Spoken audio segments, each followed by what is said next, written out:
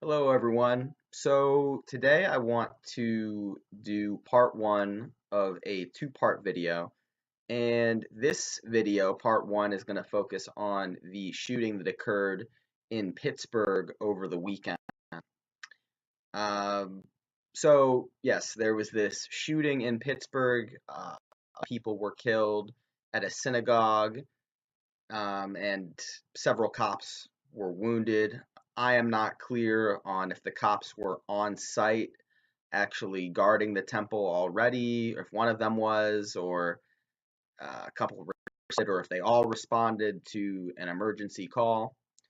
But that is what happened. Several police officers were wounded.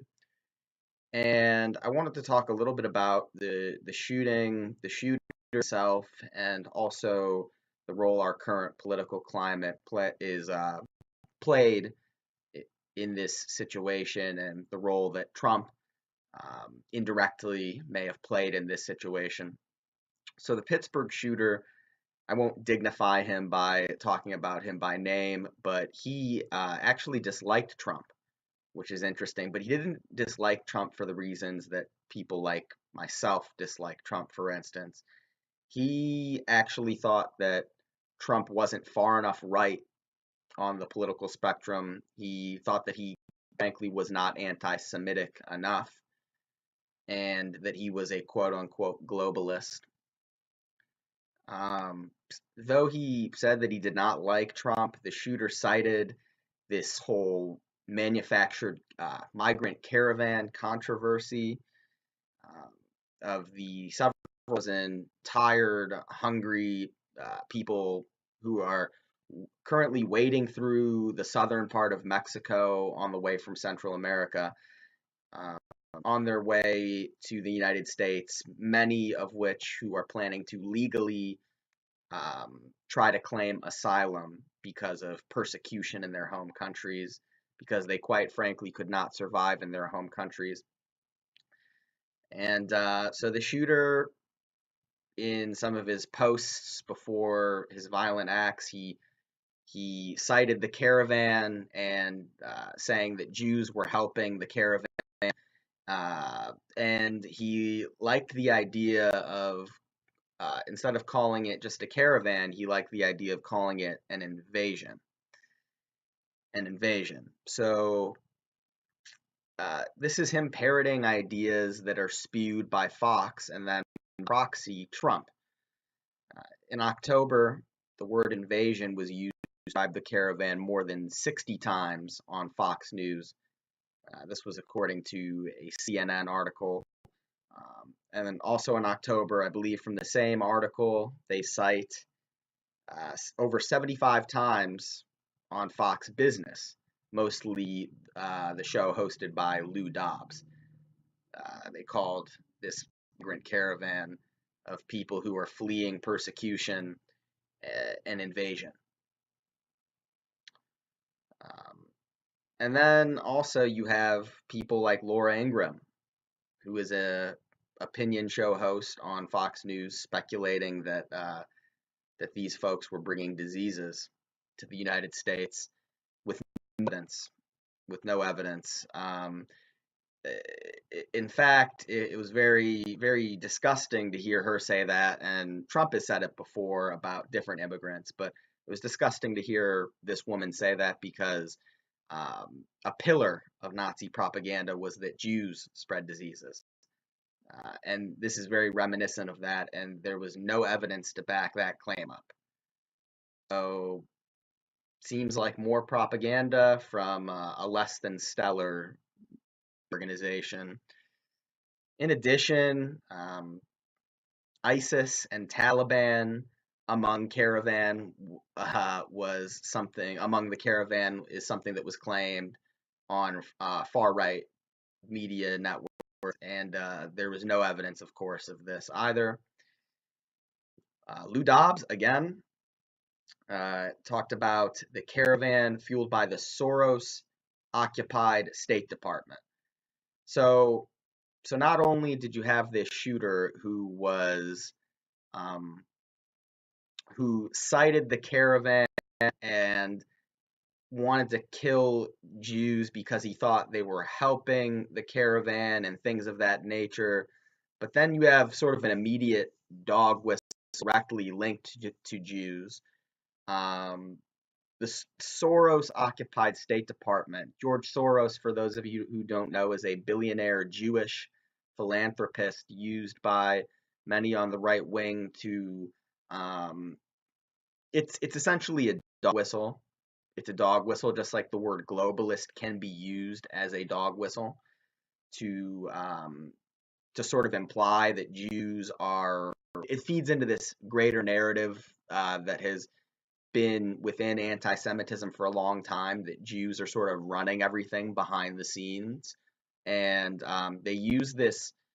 It's a theme to talk about how George Soros is pretty much running the world behind the scenes, and the caravan being fueled by the Soros-occupied State Department, as if the Jews are pulling the strings behind the scenes. It's this type of rhetoric that is just there's no place for it. It's a full-on dog whistle. Many people might not realize what they're hearing, but that's exactly what it is. So they have this Jewish billionaire philanthropist who uh, they've decided to go all in on smearing, and they use Soros, they use global, which isn't always a dog whistle. Globalist is not always a dog whistle, but usually it is. And it's this running theme of Jews are controlling things. Jews have too much control. Jews need to be in their place, essentially. So there's a lot of this disgusting rhetoric on Fox that's being parroted by the shooter, and I will get to Trump's involvement in a moment, but I should say before I do that there's a feedback loop that's been well documented by many journalistic organizations that shows that Fox and Trump really have a connection. Of course, Trump as president also plays a role in all of this. He has spewed hateful rhetoric and conspiracies from the start, and I think as he gained more and more national prominence, he brought it more into the mainstream. Uh, and I think that's the biggest issue here, is that there's always been conspiracy theories, I should say, and hateful rhetoric, of course, but he really brought it into the mainstream of our politics. And just some examples are, I mean, he was the first prominent birthers, saying that President Obama was born in Kenya, he wasn't a true American, things like that. Called Mexicans rapists. I mean, this is all back in 2015. Then also in 2015, alluded to, I spoke of Laura Ingraham of Fox News talking about migrants and diseases. Trump in 2015 said, quote, tremendous infectious diseases, closed quote, brought by immigrants. And PolitiFact found no evidence of this. He also has used the word infest. He said that immigrants or migrants or whatever are infesting the United States. This is a typical case of dehumanization, which is very troubling because dehumanizing is the first step that is taken before more oppressive actions are taken against certain groups. And Stephen Yudich he wrote in the Political Quarterly Research Journal that dehumanization, quote, dehumanization increases anger and disgust towards immigrants, which causes anti-immigrant sentiment, closed quote. So we see that Trump is no stranger to this hateful rhetoric. I find it very ironic that he just recently, I believe today or yesterday, came out saying when there was that shooting in that church by, his name was Roof or something like that, Dylan Roof, it was in South Carolina.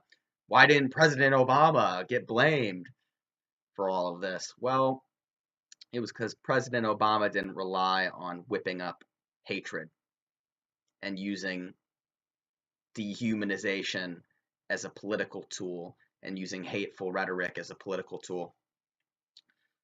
So to wrap it up, the caravan is not, it's not a made up story, but it's made up. It's a manufactured crisis.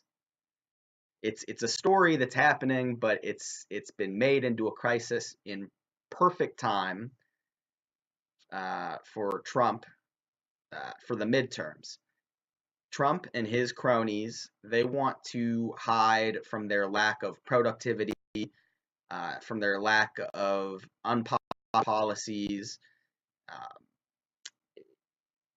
it, before the midterms, which are coming up in about a week. He's had control of the White House as well as both houses of Congress, and they haven't gotten much done, to be honest. He lies all the time and says that they have had the uh, most done in by any administration, but that is a flat out lie, and it's especially a heinous lie when we're talking about having the presidency, having the Senate, having the House. So, uh, and and the reason I focused on the hateful rhetoric on towards immigrants and migrants is because that was like the stated point that the shooter in Pittsburgh had talked about in posts leading up to this really terrible massacre. So it just goes to show that, especially at higher levels of power, words really do matter because people follow, people let it seep into them, and they think it's acceptable, or whatever the case may be, they get whipped into a frenzy, and that is the downside of using hatred and using fear and using anger to try to win elections.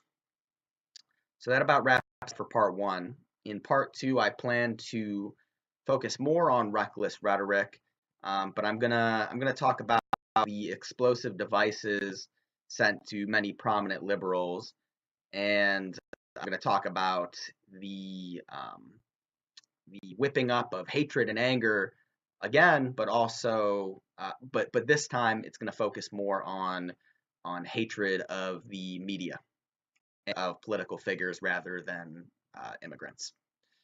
So thanks for watching. I appreciate you all for tuning in. Please follow me at Jason B Politics on Twitter. And please hit subscribe, and prayers out to the victims of this senseless massacre, this senseless killing. Prayers to the city of Pittsburgh, and prayers, of course, to the families and to the neighborhood impacted by this tragedy. Thank you all.